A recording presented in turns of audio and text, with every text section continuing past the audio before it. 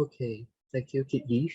Hi, my name is Heng. I'm a medical social worker from St. Andrew's Community Hospital.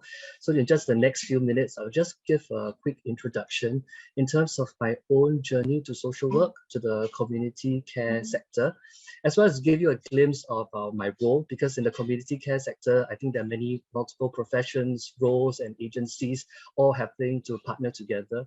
So I'm just sharing my part and to give you a glimpse of how it looks like in practice. Next. Yeah, so this is just my personal journey to medical social work. For myself, my previous profession was as a paramedic with Singapore Civil Defence. So I'm actually a mid-career switcher. So I went under the Professional Conversion Program for Social Workers by WSG. So under this conversion program is a work and study model. So that time, because I need to have a social work qualification in order to practice as a social worker. So under this, I get to study for a graduate diploma in social work under Singapore University of Social Sciences. And I need to partner with, to be a trainee at a particular agency. So that time, St. Andrew's Community Hospital took me on as their trainee. So I was doing this program from 2014 to 2015. Thereafter, I got my qualification and I started my medical work journey with St. Andrew's from 2015 until presently. So it has been a very fulfilling journey so far. And throughout from then until now, I've undergone two further upskilling and training for myself to improve professionally, to grow professionally so that I can serve my patients and families better. So one of it is I undertook a graduate diploma in counseling practice at Counseling and Care Center. It was funded by CCMDA, which is the Community Care Manpower Development Award. So, so they actually funded a large portion of the fees. And after this training, I felt even more equipped to be able to serve my patients and families and be able to deepen the work that I do with them. Then currently, I'm actually at the ending phase of a master's in social work, specializing in couple and family therapy at Singapore University of Social Sciences. Again, I'm very fortunate to be funded by CCMDA. And I've learned a lot in terms of working with families, because in the community hospital, in my work, working with families is paramount. A lot of issues is embedded within family dynamics. So being able to understand that has helped my work tremendously. So I'm very grateful to be able to undergo these training opportunities. Yep, next. So just to give an idea of, so in a community hospital, basically, in a gist, I won't be able to go in much detail, but it's just that, for example, there'll be patients from the acute hospital, let's say they have suffered a stroke, they had a fall and had a fracture. So they will need rehabilitation, physical rehabilitation before they can go back home. So then they will step down to what is a community hospital. Under community hospital, there'll be rehabilitation. So, and the care for the patients in our wards is by a multidisciplinary team. As you can see in this diagram, there'll be doctors, pharmacists, psychologists. They will be looking into the medical care of the patient. Nurses will take care of the patient at the ward. Then there'll be the therapists, occupational therapists, physiotherapists, speech therapists, music therapists, and art therapists. So, and also then it's also supported by MSWs, the medical social workers. We have pastoral care, looking into the spiritual as well as the psychological aspects, and care coordinators. So they help to follow up with patients after discharge to see how the care plans that we have put in place before discharge, how it works and whether there are any issues. So it's a multidisciplinary collaboration, and at the center is the patient and the family. Then we work together in helping to support them and transitioning them from the hospital environment back home. So this is definitely a team effort and can never be done by a single discipline or single person. So, so next. So in terms of illness, right, patients don't just come with their symptoms of pain or just shortness of breath. It comes with a lot of either psychosocial impacts because of the illnesses, things that affect their finances, which is a very significant concern for many people. It can affect their ability to work. They may be the sole breadwinner. So what will happen next is a very huge concern.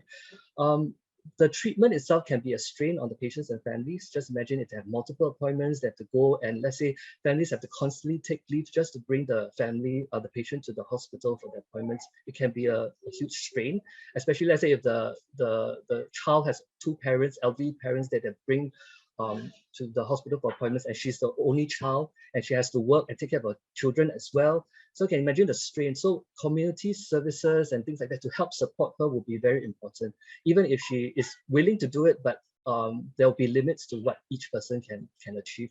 So the community care sector is very important in supporting. There's also care issues like how would the elderly be taken care of? What about accommodation? Which child would house this parent? Or let's say elderly living by himself and no longer able to continue living by himself, what would happen to him?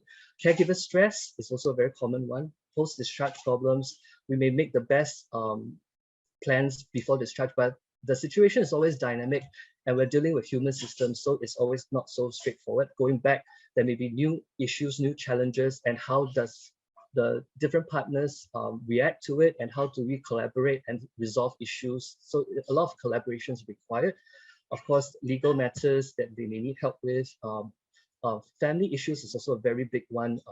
Relationship conflicts, family members not agreeing with how the care should be taken. Some would emphasize safety. The elderly cannot continue living by herself. She needs to go to the nursing home where safety would be ensured. But other family members would say, no, my mother, she values her independence so much. She wants to continue living by herself. This is important to her. She will go into depression if she goes to the nursing home.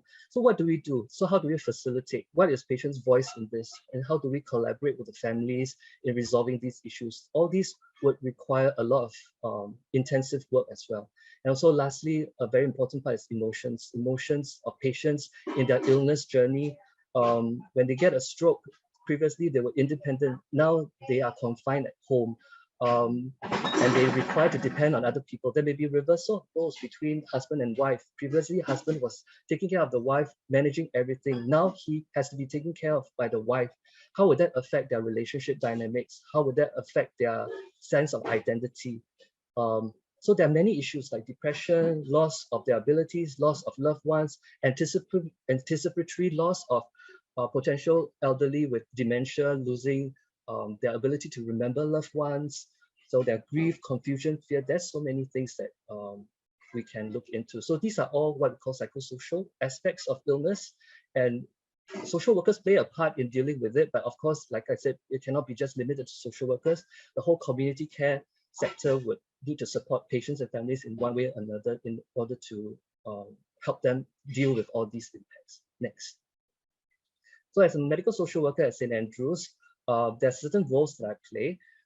So one of it is discharge care planning. Like I mentioned, to transition patients from the hospital back to home is there's a lot of planning required, and we want to use a strengths perspective in looking at the patients and families. They are not helpless. They do have a lot of strengths. Maybe they have very strong relationship, high motivation, or but even despite strengths, there are certain things that are not within their control, certain things that they need support in. And definitely the community care sector is very important to be able to help them provide the services that they need to continue to enable the elderly to continue to live at home, and for the families to thrive in their caregiving of the elderly. So this whole discharge planning process has to be collaborative. It cannot be done onto the patients. We have to talk and discuss with patients, families, in understanding their wishes, understanding what they want, understanding their constraints, discussing with the clinical team in terms of all the different inputs, their professional recommendations, as well as community partners, what are their constraints, what are they able to bring to the table, and to work towards a feasible and sustainable plan, but still a dynamic plan, a work in progress that has to be adjusted depending on the situation. So as you can see, this whole process is not straightforward and requires the social workers to coordinate and also to work with different people and to move forward. And the other one is financial assistance. It's a common one in terms of even if you can get the care, how is it going to be financed?